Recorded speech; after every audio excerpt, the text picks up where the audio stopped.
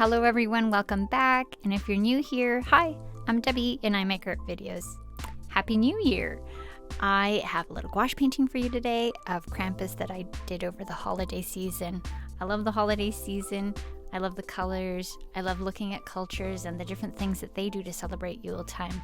I find the whole thing super charming.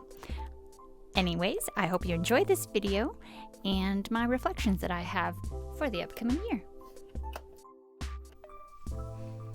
The gouache that I'll be using is mostly from Holbein, and I'll be painting in my Royal Talons Art Creation sketchbook. I've really come to love this sketchbook, and it's not the kind of paper I would usually go for. I usually go for something toothier. It's more like multimedia, because I often get something that I can also do watercolor in. I wouldn't recommend the sketchbook for watercolor, but for everything else it's really great, and it's been a nice change to have actually smooth paper. I'm gonna miss it when it's done. I'll want to buy a new one, but I have a couple of other sketchbooks I want to test out first. So yeah, I can highly recommend the sketchbook.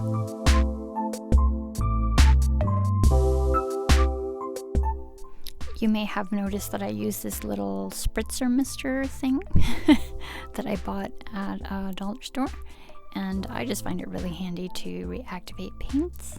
And this one sprays really misty, which is nice, so it doesn't get too wet. But I find it really handy, and it's really good to have in a travel kit as well. I use it at my desk all the time. So it's the end of the year, and I've been spending the last few days really reflecting on 2023 and planning for a good start in 2024. And so I thought maybe that was a good subject to get into for this early January time of year. I think it's a great time to reflect, those winter days, at least here in the Northern Hemisphere, they're kind of conductive to this sort of internal monologue sort of thing. One of the benefits of having social media is that you have a document, kind of the things that you've done throughout the year. So if you're not prone to posting online, I would recommend going and flipping through your sketchbooks and the artworks that you have produced throughout the year and picking out the ones that you thought were the best, picking out the ones that maybe you thought didn't really work, and finding out for yourself why things worked or why things didn't work, and kind of making a decision of like what direction you want to take your art in this new coming year. Take advantage of the fresh start and maybe come at it with a fresh perspective. Personally, I really enjoy setting goals, and I think that a lot of time goals can be intimidating for people because they either set them too lofty or put too much on their plate. And I think that if you have that problem with goal setting, where you've often failed and not reached your goal, then I would consider setting micro goals. And if you don't know what that is, it's sort of like breaking down a task into all the steps that you need to achieve it. And that way you kind of achieve your goal in little steps, but every little step is a goal in itself. The reason to set goals is to achieve them. And if you're not achieving them, it's really disheartening in a way. So I would try to make your goals achievable. And if that means breaking them down into steps and saying, I want to do such and such a piece, and in order to do that, I need to first draw it. I need to then trace it onto the paper that I'm going to paint it on, and then I need to paint it. And if you get a little star for every one of those steps that you take, it's really motivating. And if you're new to goal setting, I would really recommend that method.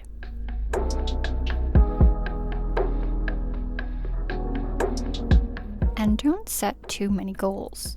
You know, it's better to have 2 goals that you accomplish than 6 that you never really complete, because once again, you need to reach your goals. Think of art as a process. Some people are better at color, some people are better at shape, others excel at line. Some things just come more naturally to you, and it might take you longer to learn something else. So just know that it is a continual process. You're never quite done with your growth. And that's kind of the awesome thing too, because that means that you have a lifetime of learning and a lifetime of experimenting and a lifetime of trying new things. That's the cool thing about art.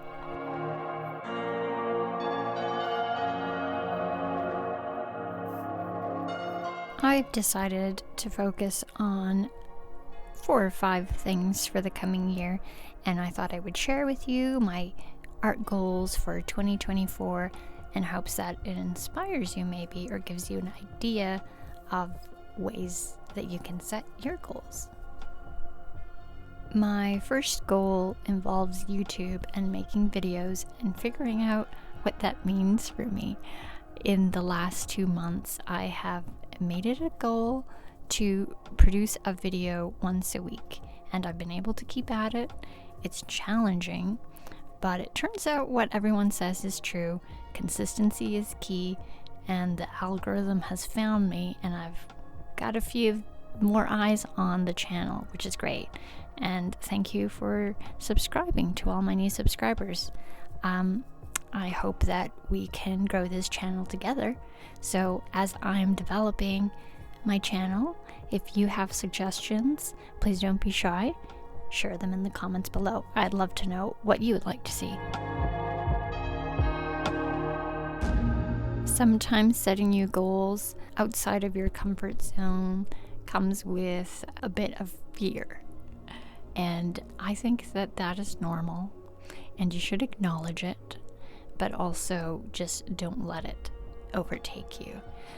I'm gonna say that part of me is a little bit fearful that I'll run out of ideas of videos to make for you guys, but that's also the little naughty fairy talking in my ear, and she's a troublemaker, and sometimes you just have to ignore her and just keep at it, do your best, and if you do run into a hurdle, you can figure it out.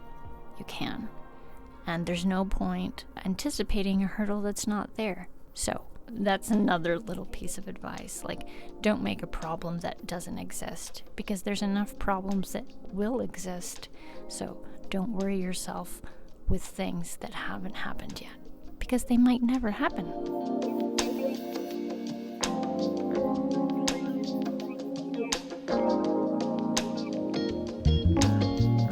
I also want to make it a goal of mine to keep developing my technical skills and do more consistent anatomy practice with some focus on portraiture. Just because, you know, the face is a really tricky place. It's a very complicated form.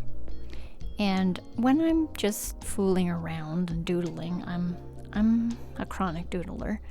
It's more cartoony stuff, and that's all good and all, and I enjoy it, but I don't want to lose the skill of proper drawing. And that is a little bit more taxing. That takes concentration, it takes more intention, and I don't want to lose that habit. So I'm going to try to do that more regularly, and maybe I'll make some sort of schedule for myself in order to tackle the big subject that is human anatomy. I also want to explore design a little bit more. I'm a big fan of the decorative arts. I feel it's an art form that is rarely appreciated these days. We don't have objects like plates with patterns and wallpaper and decorated furniture in the way that we used to in the past. And I think that's a shame. And I think that there is a lot of interesting problems that come with design and pattern making, and it just really appeals to me, and I want to like play around in that world a little bit more. So I don't know, it just struck me. I own a set of plates. It was my first grown-up set of plates that me and my husband bought, and we love them. And they have an old blue and white motif called the Zwiebelmuster in German. It's like the onion pattern, and it's a really old pattern, and it's still in production these days. But it just struck me that, like, why aren't there new patterns that have come into fashion that have stood the test of time, like these other patterns that are very old at this stage? Anyhow, out of that curiosity, I want to delve into that world a little bit and explore the world of design with focus on decorative arts. The pressure of producing a video a week has kind of made me a little frantic just thinking about it. And am I supposed to film everything I draw? And that seems really unrealistic. So, and I don't want to do that because it's a process. You have to set up, and it takes away from the flow of what you're doing because you're taking breaks, setting up new shots, and it's like you're making a film. So I want to make sure that I give myself time to play and learn outside of the things that I'm filming, and have my own projects that are going on in the background so that I don't feel like I'm only making art for the internet. And I think that's important, even if you're just like kind of casually sharing, maybe you don't share everything. Maybe you have things for yourself. I think that's healthy.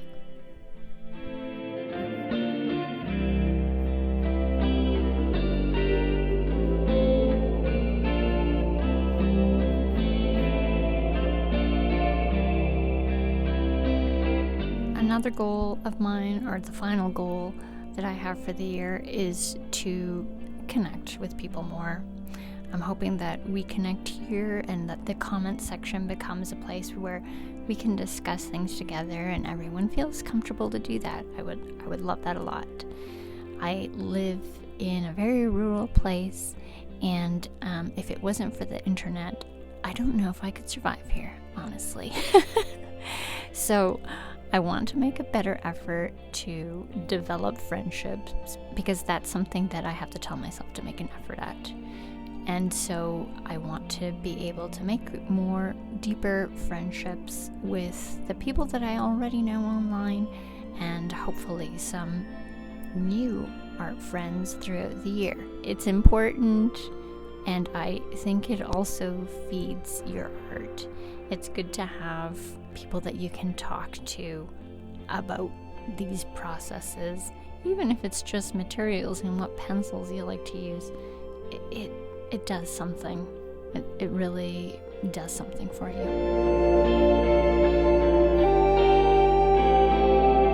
And I'm excited for 2024 and everything that it's going to bring. I'm really jazzed about it. I feel like it's going to be an incredible year. I'm not saying it's going to be easy, but I feel like there's this energy that's just about to explode. And I'm hoping that all of you have an amazing 2024. Get off on the right foot. And half of that is just getting into the right mindset. So be positive, be curious, work at it. And if you fail, just pick yourself up and keep going. I would love to know what your art goals are for 2024, or even just your reflections on what you learned in 2023. Share with us something about your year in review and the year to come. I'd love to hear from you guys. I'm wishing you all a very, very happy new year. All the best for 2024. I hope that you can set some goals that are achievable, and that you grow in your own way at your own pace as an artist this year. Thanks for joining me on my channel. I'm really looking forward to growing with you guys here. And I'll see you at the next one, everyone. Bye.